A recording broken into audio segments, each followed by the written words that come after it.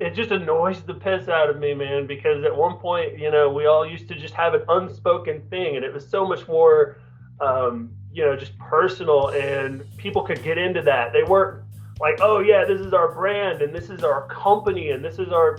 It's become so corporate sounding, and that's the opposite of what you want to do as a band, and it feels so just alive. Now it just feels so like fucking dead. I mean, you can have all the engagement ever, but all of that is just, it's so disheartening, to see artists doing it that way now. And it's like, oh, but, this is going to get us the most engagement. So, like, what does that say? People are looking at music as a legitimate, actual product. And, we always knew that, but we didn't have to make it that way. It was something special. I mean, gaming's kind of become the same way, and I think so many things are turning into that way. We're all just, there's so much corporatism going into everything, and it's so annoying.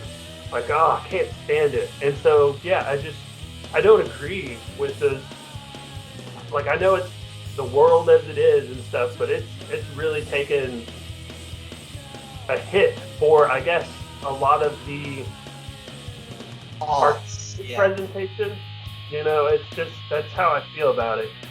And doing the marketing aspect of things has just really drained me personally when I was doing those things, and really just being like, okay, I got to get the engagement. It's so different than having like just that, what they call organic engagement.